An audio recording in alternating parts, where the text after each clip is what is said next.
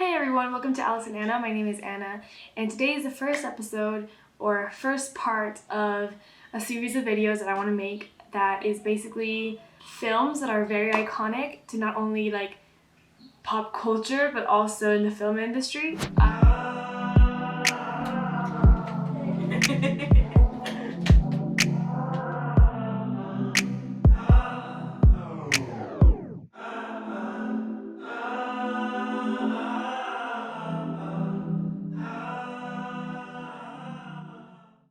But basically, this is part one, so that is movies before the 80s. And then I'm gonna do next week movies from the 80s, and then the week after that, movies from the 90s, and then the week after that, movies from the 2000s.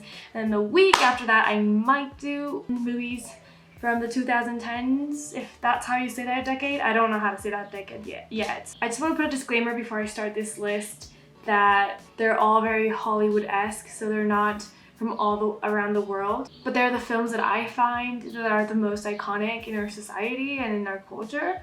You know, there might be some other films that might be classics and iconic or whatever, but that they're not on this list, so don't hate me. My dog just came in. This is my dog, Draco. Sienta. Okay, well, we have a guest.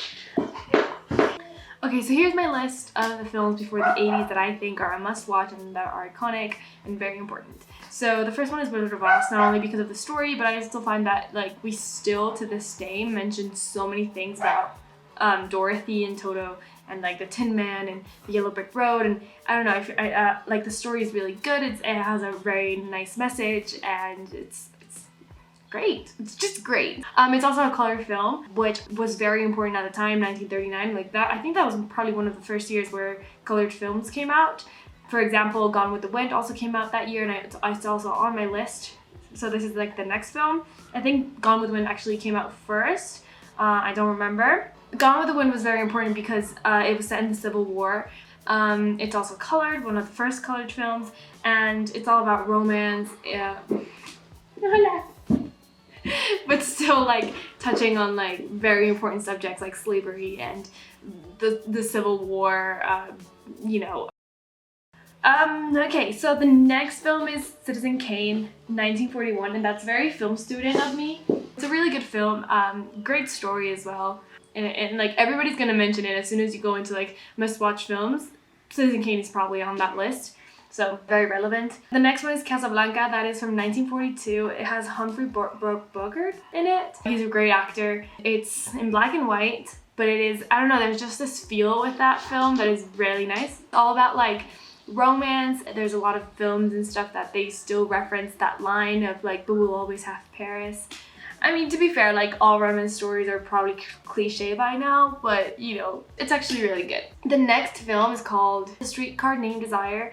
It has Marlon Brando in it. He is actually the one who played the Godfather in The Godfather. He's an amazing actor. It's a romance story as well. It also has some other topics in this romance. Like it's not just like two people falling in love. Like the woman has a backstory and it's really nice. I liked it a lot. The neighbor's dog keeps barking and Singing in the Rain came out in 1952. I feel like the soundtrack is very iconic.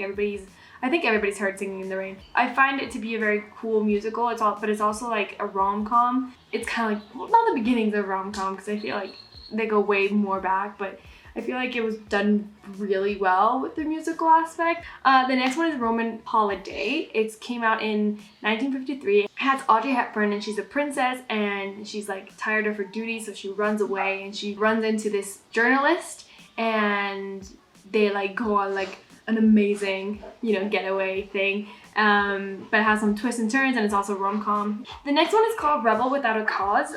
This one came out in 1955. It has James Dean, like the iconic James Dean who we still talk about these days.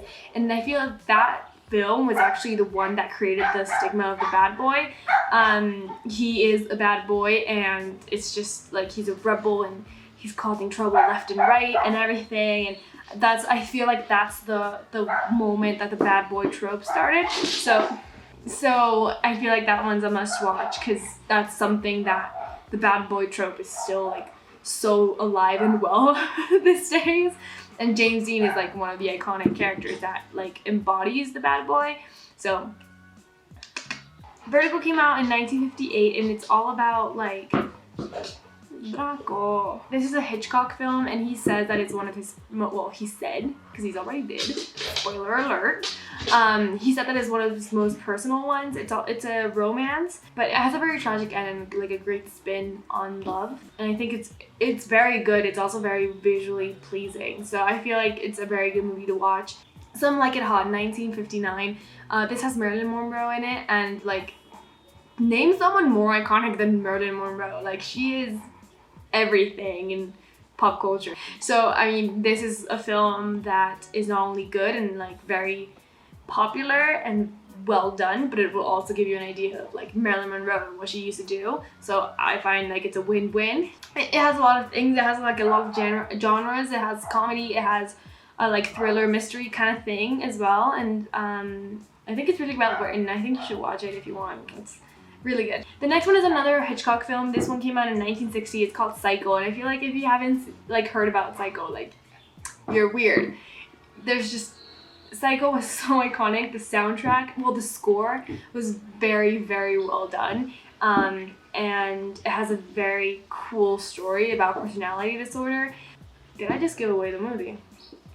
It's been out since 1960. Like, you live under a rock if you don't know the story. Hitchcock is incredible, and I think that's my favorite film from Hitchcock, and then Vertigo, which is very like cliche of course to say, but it's really good. And I feel like soundtracks and scores really like must have learned something from that film. So if you're really into score, I feel like you might love this. It also has a very like nice setting to it, so it's also very visually pleasing. Breakfast at Tiffany's came out in 1961. It's a romance. It's about this like, I love it, but it's about this like hopeless romantic woman that is also very like tortured by herself in a weird way. I don't know how to explain that film. It's really good. It's a romance, but it's iconic. I mean, Audrey Hepburn is in it, another icon, and I feel like that's one of her most famous films. I think that's my second favorite film from her, because Roman Holiday was incredible. But it's still great. It's still an amazing film. So yeah. The next one is called West Side Story. West Side Story came out in the same year as Breakfast at Tiffany's, 1961. The soundtrack, I love the soundtrack from that movie. Like the songs, it's a musical, but the songs are great. I constantly find myself like hearing them again. It has great dance numbers. I don't know if you're into dance, but I loved it. It's the classic Romeo and Juliet story, but like in a modern twist, and I thought they did amazing. Mary Poppins is the next one. It came out in 1964. I mean, if you didn't watch this as a kid, like, what were your parents doing? Because I mean, you didn't have a say, so it has this great way of combining animated with like live action. It's from 1964, so it was like really well done. It has Julie Andrews, an icon to this world. There's a lot of cool songs, and it just plays a lot of an imagination, and wardrobe is great in that movie too. The next film on my list is Goldfinger. This one is a James Bond movie, and I honestly think it's the best James Bond film. I feel like some people might disagree. I don't know. James Bond is not only like a franchise that's still going on to this day, so that everybody knows it, but I feel like we all know like the old James Bonds as well, and like he's like the original spy. Like we love him, and I don't know, he's like society's spy, and we all know he's British, but he's everybody's now. The next one, it came out in 1965. It's called The Sound of Music. It's also a Julie Andrews movie, and it's the Von Trapp family, I believe is their last name, and it's a very cool story. It has very like great soundtrack again, but it just has a very heartfelt story. Then the next film is The Graduate. It came out in 1967. It has great filmmaking. There's a lot of like decisions with camera work that comes into like the narrative. Is like they combine the narrative with the camera work, and I feel like that's the best kind of filmmaking. It's also very funny. It's a comedy, and it's all about like finding who you are after college and some weird romance. And just, it's very funny. I think you should watch it. Then the next film is, I don't know how easy to watch it is. It's called 2001: A Space Odyssey. This is a Stanley Kubrick film, and I feel like it's the most famous one. out of his repertoire. It's very slow, so a lot of people don't like it. Like there's no dialogue until like 30 minutes into the movie. So it's for some people don't like it because it's very slow and stuff, but it has a very scientific outlook. But it's very good and very advanced, and it looks amazing still to this day, and it holds up great. The next film is also a Stanley Kubrick film. It's called The Clockwork Orange or A Clockwork Orange. It came out in 1971. It's very edgy. It has a lot of violence, so much so that Kubrick like pulled it out of the United Kingdom like once it got released. But it's really good. I feel like it shows a lot of like human instincts in nature, and Kubrick has a very interesting way of making films. Well, he used to have a very interesting way of making films, and this one definitely keeps you a lot more on edge and more interested that to 2001 A Space Odyssey. So if you really want to see what Kubrick's like, you know, style is without it being so slow, then maybe watch this one. And if you like it, maybe watch A Space Odyssey after, whatever you're into. The next one is the iconic The Godfather. This one came out in 1972. This story still holds up to this day. It still looks great, and the acting is incredible. Al Pacino and Marlon Brando, they're both amazing. And I feel like this is like the original mobsters in a way. Like this is where all the mafia films come from. I feel like everybody gets inspired on this film, and it's great. There's 3 movies of these. The 3 of them are great. The next one is called Jaws. Jaws is from Steven Spielberg. It came out in 1975, and I feel like it's so well done. It's a thriller and, I don't know, adventure? Let's call it a thriller adventure film. And it's all about a shark that is tormenting the beach. And it's a massive shark. Now, you don't actually see the shark until the very end, but it still keeps you on edge. And again, iconic soundtrack, like the very commercial, so it's also very easy to watch. And I think this is what made Steven Spielberg famous. I would say this is the movie that like made him famous, even though he has way more iconic films. But yeah, there's another film called Operation Daybreak. This came out in 1975 as well. This is a war and adventure film. It's set in Czechoslovakia. I think it's set in 1942, so it has a lot of like World War II references and stuff. And so if you're into history, this is great. It's also very like thrilling, so it keeps you like on edge.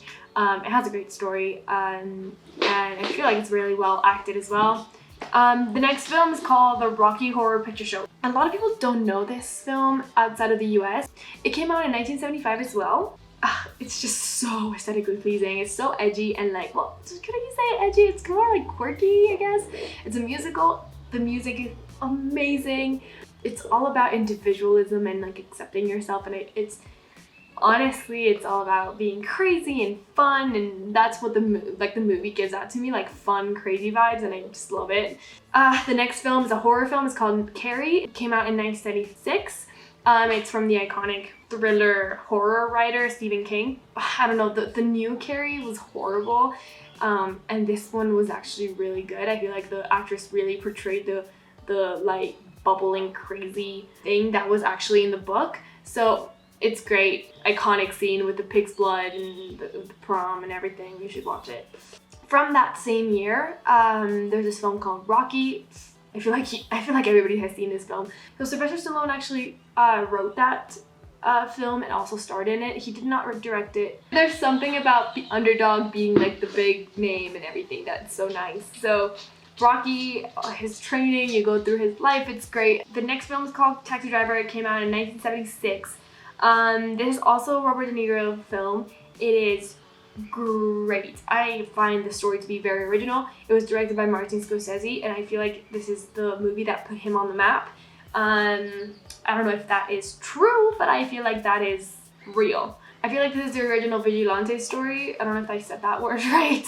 It has great acting and great filmmaking. I feel like this might be my favorite Martin Scorsese film. And I think this is something that he was trying to recreate in The Irishman, but he didn't really nail it. So the next film is actually, I'm just going to mention it now, even though there's a lot of them. It's called Star Wars. I don't know if you've heard of it. But I mean, this is the biggest franchise ever.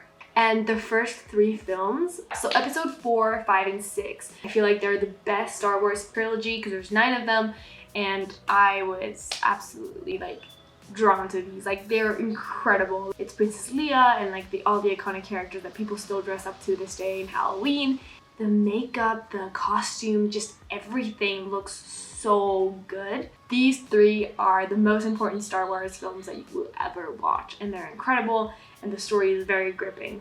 Okay, and the last film before going into the 80s on the next video, Grease. This is a musical. This one came out in 1978, and honestly, the music is so good. The music is just, I mean, they still play it. The colors are so vibrant. Like, the production design is amazing. No matter what generation you're from, you probably know this film. So it's also something that like brings generations together, which is really rare. And I think I just love it. I feel like it's such a good, iconic film. It has John Travolta in it, even though his career is kind of dead now. It was really, I feel like he was really good in this. So Draco and me give you a very big thanks for watching all the way through this. Check out next week. I'm gonna put out my list of my favorite movies from the 80s that impacted pop culture and filmmaking. And I'm sorry that my dog was very much in the way sometimes, like now, but we thank you. Let me know if you have any opinions on that list, and say bye. Really? Okay, go.